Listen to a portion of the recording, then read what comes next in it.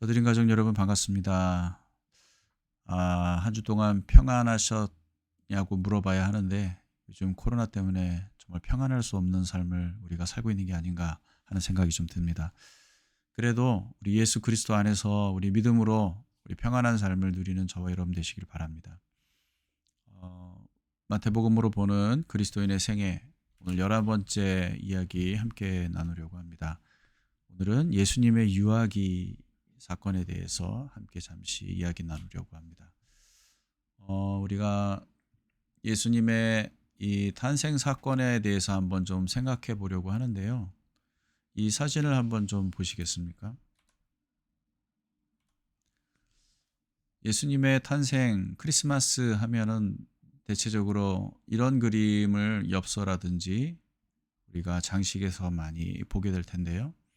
어린 아기 예수님이 구유에 누워 계시고 목자들과 또 동방 박사들의 이 환영을 받는 그러한 모습이겠죠. 그런데 이 그림에는 우리가 놓치고 있는 부분들이 좀 있습니다. 우리가 좀 더 자세히 예수님의 그 탄생 사건에 대한 이야기를 좀 나눠보려고 하는데요. 예수님의 이 탄생 사건을 담고 있는 복음서는 두 개입니다. 마태복음 그리고 누가복음. 이 마가복음과 요한복음은 예수님의 성년기로부터 복음서가 시작이 되거든요. 그래서 우리가 이 두 복음서를 통해서 예수님의 탄생기에 대한 이야기를 접할 수가 있게 됩니다. 누가복음 2장 15절에 보면 예수님의 탄생 시 목자들의 방문이 있었다는 사실을 우리가 알 수 있습니다. 천사들이 목자들에게서 떠나 하늘로 올라간 뒤에 목자들이 서로 말하였다. 베들레헴으로 가서 주님께서 우리에게 알려주신 바 일어난 그 일을 봅시다.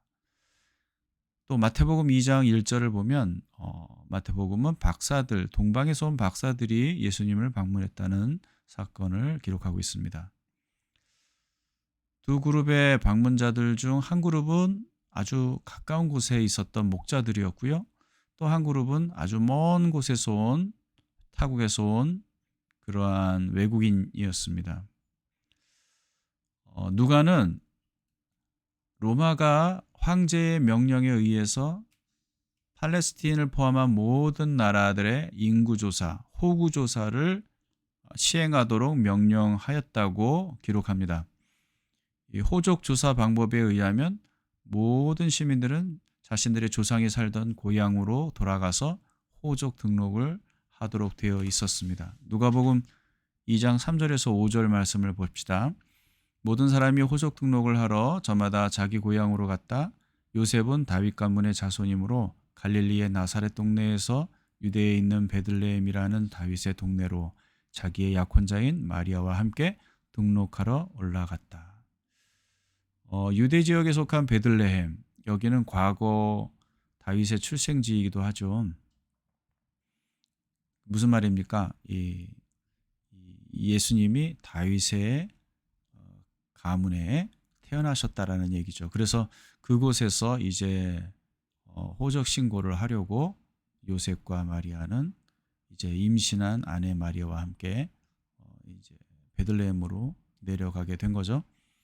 호적을 하기 위해 한꺼번에 많은 사람들이 작은 베들레헴에 몰리게 되니까 어떤 일이 생깁니까? 이 마리아와 요셉은 숙박을 할 곳을 찾을 수가 없는 거예요. 이 때문에 그리스도는 마구간에서 태어나셔야만 했고 바로 그날 밤 목자들이 구유에 누워있는 아기를 찾아온 것입니다.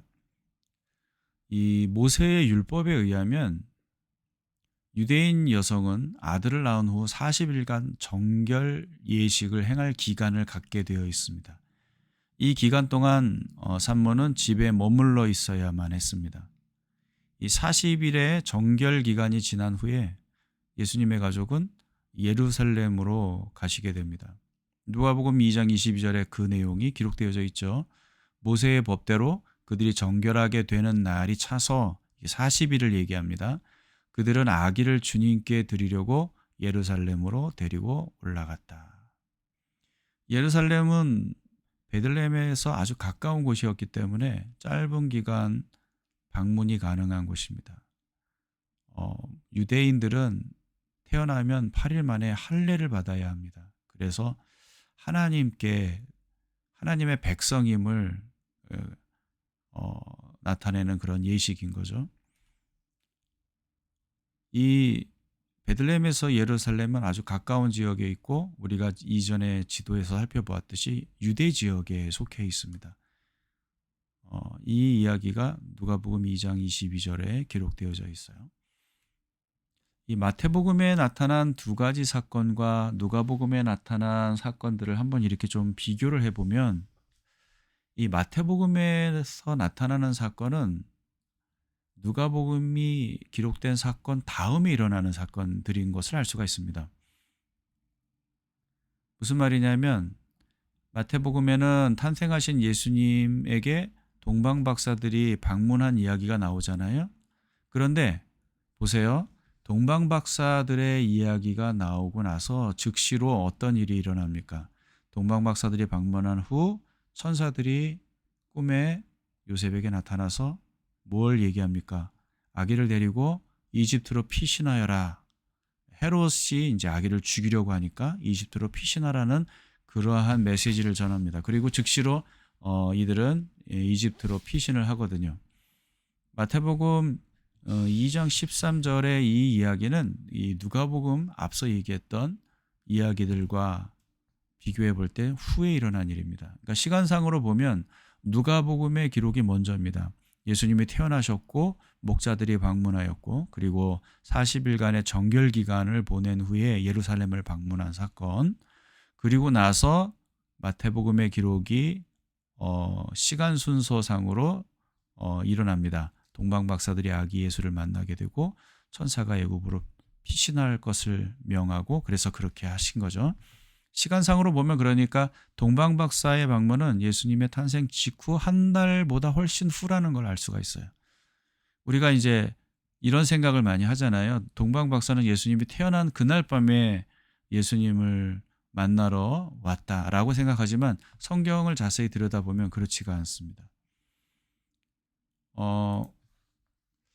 동방박사들에 대해서도 우리가 좀 할 얘기가 있는데 마태복음 2장 1, 2절에 보면 이 동방박사들이 별을 보고 예루살렘으로 찾아와서 뭐라고 얘기합니까? 유대인의 왕으로 나신 분이 어디 계십니까? 라고 묻습니다.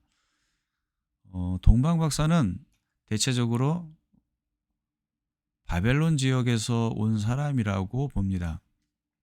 BC 600년경에 여러분이 잘 아시는 대로 유대인들이 바벨론의 포로로 끌려가게 되는 일이 있었죠. 포로 귀환 때에 팔레스틴 땅으로 돌아온 유대인들은 소수입니다. 남아있는 유대인들이 더 많았어요. 그렇게 보면 바벨론 땅에서 메시아의 오심을 약속하는 성경을 지니고 살았던 유대인들이 있었을 것이고 이 동방에서 온 박사들이 성경에서 약속하신 메시아에 대한 예언을 잘 알고 있었다라는 거 우리가 생각해 볼 수가 있는 거죠. 그래서 그들이 별을 볼 때 저것은 이 땅에 오실 메시아, 왕이신 메시아가 이 땅에 오셨다라고 하는 사인이구나라는 것을 알아차렸다라는 거죠. 그렇게 봐도 전혀 이상할 일이 없습니다. 이 예루살렘에 온 박사들은 별을 따라서 이 유대 땅 예루살렘으로 옵니다. 그리고는 유대인의 왕으로 오시니가 어디 계십니까? 라고 묻습니다. 그 말을 듣고 헤롯이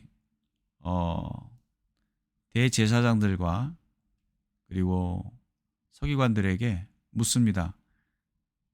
그리스도가 어디서 나겠느냐? 이렇게 묻습니다.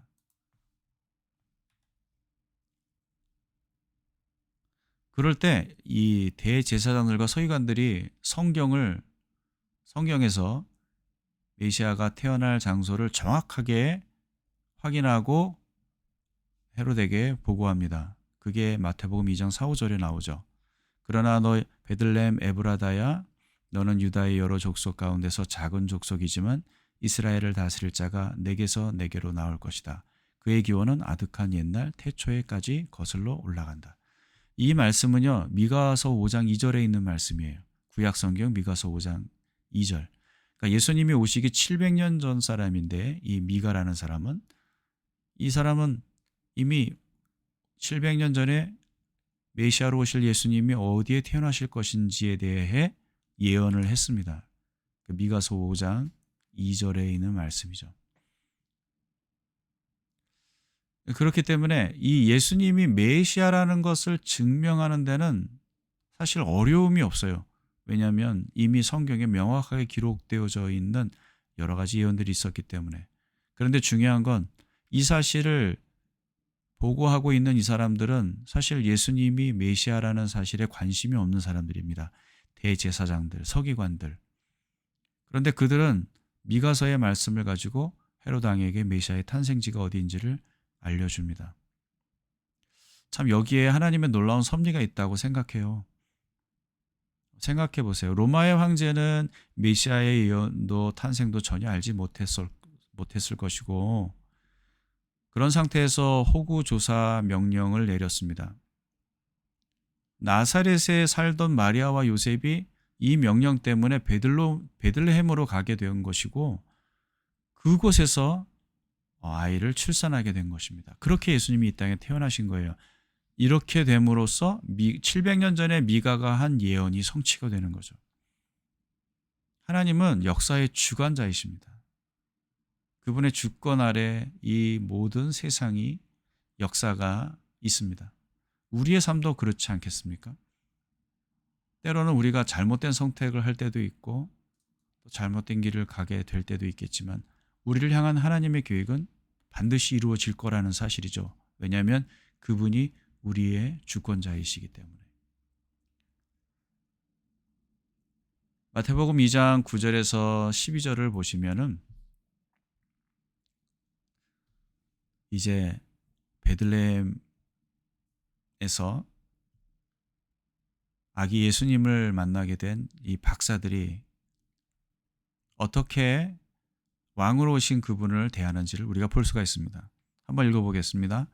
그들은 왕의 말을 듣고 떠났다. 그런데 동방에서 본 그 별이 그들 앞에 나타나서 그들을 인도해 가다가 아기가 있는 곳에 이르러서 그 위에 멈추었다.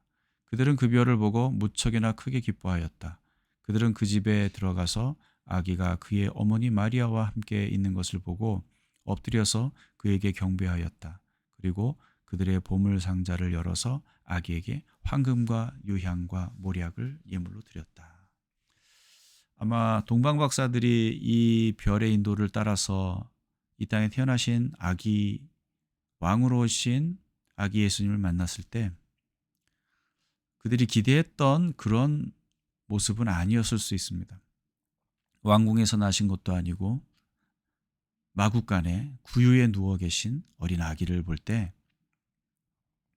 그들이 믿었고 그들이 인도함 받았던 이 예언적인 성취에 기꺼이 믿음으로 순종하며 이 아기가 참된 왕으로 오신 분이라는 사실을 인정합니다. 그 증표로 경배하고 또 보물 상자를 열어서 아기에게 예물을 드리는 것을 보게 됩니다. 그들은 예수님을 왕으로 대우하였고 그렇게 또 경배하였던 것이죠. 여러분, 오늘 마무리하면서 이런 생각을 한번 해보려고 합니다. 여러분, 예수님은 이 땅에 구원자로 오시기도 하셨고 우리의 친구로 오시기도 하셨고 하나님의 아들로 오시기도 하셨지만 성경은 특별히 마태복음은 우리에게 예수님이 왕으로 오신 분이라고 소개하고 있습니다. 예수님은 이 땅에 메시아, 기름 부음 받은 왕으로 오셨습니다. 예수를 믿는다는 말은 예수님을 나와 세상의 왕으로 받아들인다는 말입니다. 다른 관계로 예수님을 믿을 길은 사실 없습니다. 왜냐하면 그분이 왕으로 오셨기 때문입니다. 그러니 우리는 예수님을 왕으로 받아들이든지 그렇지 않든지 둘 중에 하나를 선택할 수밖에 없습니다. 예수님이 나의 왕이시라면 그분을 우리는 섬겨야 합니다.